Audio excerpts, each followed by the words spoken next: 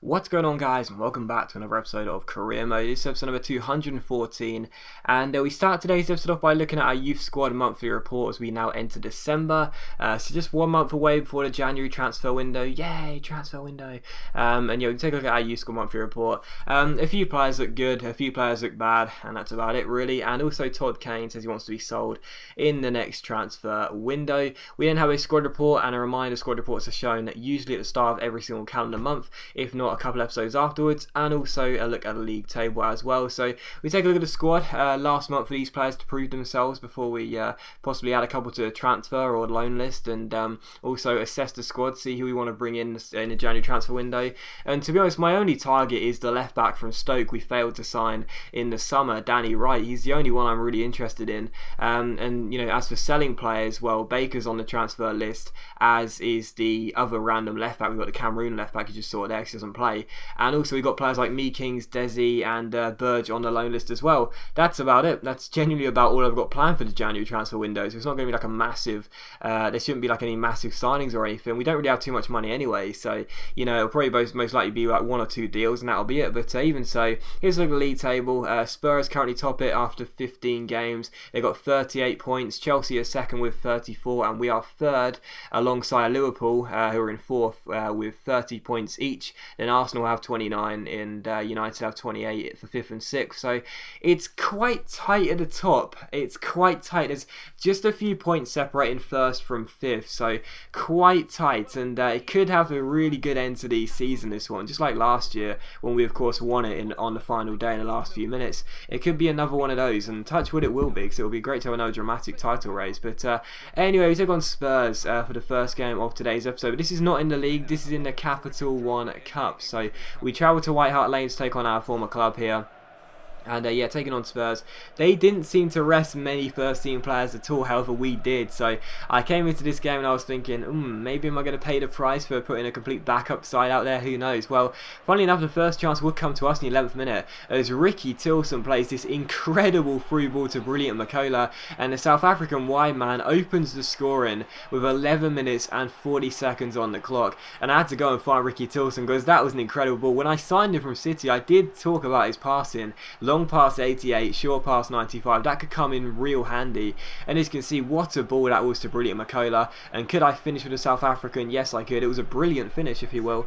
And it's Spurs 0, Millwall 1. So despite a complete backup side here, we still had the lead in this game and scored the first goal. So a brilliant finish by Makola, a great ball by Ricky Tilson, and it is 1-0 to Millwall. And in the 43rd minute here, you see Matthew Wilkinson, our centre back, offload it to João Cancelo, who was playing left back in this game. He rolls it through towards the goal scorer Makola, who takes the ball around Leo Chambers here, and it's a great chance for 2-0 as we go on the break. He plays it through towards Harry Kane against his former club, and he makes it 2-0. So a backup side in this game, but just before the half-time mark, we were 2-0 up. So really shocking. I did not expect this. We went into the half-time dressing room 2-0 up, absolutely crazy. And in the 50th minute, it could have got even better. João Cancelo gets past his man, finds Michael and Gu gets past the last defender. A great chance for him to make it 3-0, but unfortunately Courtois pulls off a great save and keeps it at 2-0. But that didn't stop us from putting the pressure on, and from the corner it's crossed into the box towards the head of Matthew Wilkinson. He flicks it across the area and Michael Ngu volleys it in at the near post. Courtois probably shouldn't have been beaten there, as was the man on the line, but still it's Spurs 0, Millwall 3, and Ngu scores. And Spurs, despite having their first team out, or at least most of the first team, compared to us having a complete backup side out, were getting obliterated. They needed to respond, and in the 56th minute they did score a goal to get themselves back in the game. Gareth Bale swung it across, and Christian Eriksen puts the ball in to make it 3-1. So possibly a route back into the game for Spurs, and maybe we'd have a complete collapse here, but still 3-1. But 10 minutes later, Lamela gets on the ball and finds Christian Eriksen. A great chance for Gareth Bale, who runs clear, but Alex McCarthy pulls off a good stop, and we get the ball away for a corner. So really good save by McCarthy there. I did not want to have a collapse in this game, and I wanted to see out a fantastic win, and it was still 3-1. A few minutes later, Harry Kane offloads it to brilliant Makola. The two goal scorers link up, and they pick out the third goal scorer, Michael Ngoo, but unfortunately he can't make it 4-1 as he hits the bar and Spurs clear the ball away. So we're playing very, very well in this game, and I was desperate to score that fourth goal to completely rub salt in the wounds for Spurs, but as Lamela gets on the ball here,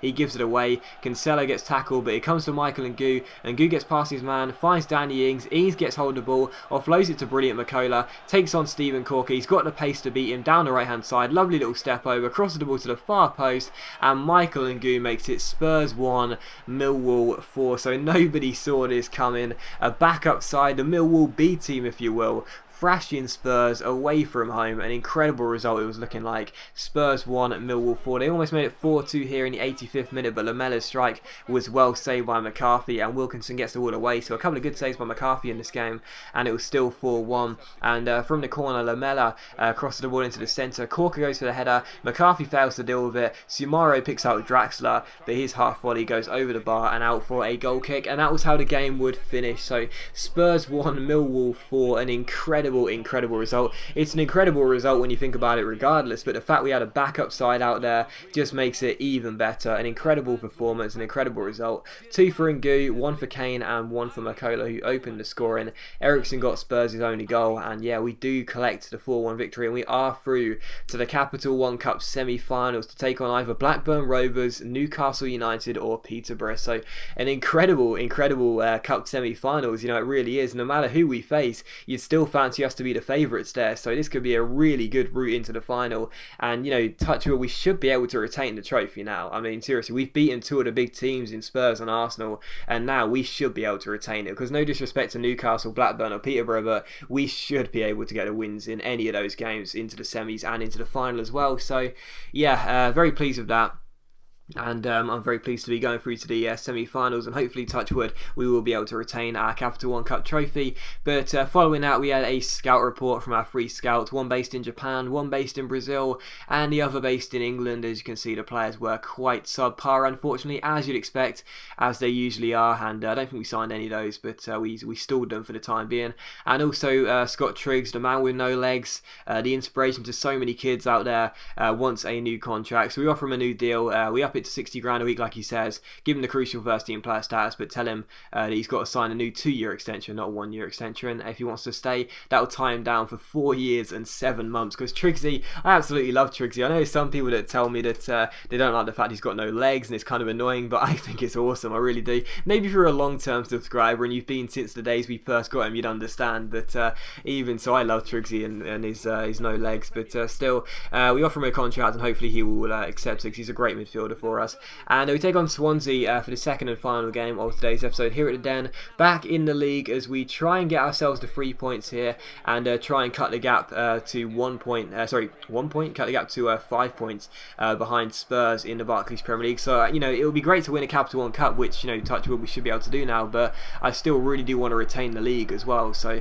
we need to cut the deficit here in the Barclays Premier League against Spurs. And we take on Swansea, and the first chance would fall here in the 11th minute. Glenn Robinson makes a great challenge. He finds Chamberlain. Chamberlain finds Suso, who picks out Kelvin, and Kelvin slots it past Cassio and makes it 1-0. So in the 11th minute and in the 11th second, Kelvin gets the goal, and it's Millwall 1, Swansea 0. So good finish there, and we do take the lead. And in the 20th minute, Kelvin's on the ball again. Nice little scoop turn to get around Davis. Tries to play the ball forward. It's intercepted, but Swansea give the ball away. Ezekiel collects it. Nice little step over. Rolls it through to Oxlade-Chamberlain, but I got the finish wrong, and it goes out for a goal kick. That was a really poor finish by me there, and it's still 1-0. But in the 30th minute, another good chance for us. All the early chances fall into Millwall, as Oxlade-Chamberlain fake shots around Situ, keeps on going, rolls it through towards Ezekiel. Great chance to make it 2-0. Tried to round Cassio, got tackled. Suso picks out Oxlade-Chamberlain at the far post, but his header hits the far post, and he picked him out of the far post, and his header goes across the goal line to hit his far post. That makes sense, and it's still 1-0. But in the 38th minute, another great chance. Ezekiel turns on his blinkers, keeps on going. He loses the ball, but eventually Swansea give it away. It falls to Oxlade-Chamberlain, who shoots, but again, it's a good stop by Cassio. and Swansea get the ball away. So still 1-0, but all the chances coming to us. And to be honest, in this game, Swansea just did not threaten at all. Lee Ali had a very quiet afternoon, so he must have been quite cold in these snowy conditions. He had nothing to warm his gloves, but still 1-0. But in 74th minute, Carrasco, another couple of skill moves here. Nice little roulette, and a hill-to-hill flick. Then drills across in, and it ends up being an own goal through Ashley Richards. So it's an own goal, as you can see here. He deflects the ball off one boot onto the other, and it's now Millwall 2, Swansea 0. To sum up a miserable evening for Swansea. They didn't play very well. They were now 2-0 down, and that was how the game would finish. So Millwall 2, Swansea 0. Glad to get back-to-back wins, and glad to cut the lead at cut the lead, or cut the deficit, if you will, to just 5 points from third to first in the table. But as always, guys, a big thank you for watching the video. I really hope you have enjoyed it. If you have enjoyed the episode, please leave a like. So much appreciated. It really does help my channel out, and I'll see you for the next episode of Career Mode very soon. So it's full time.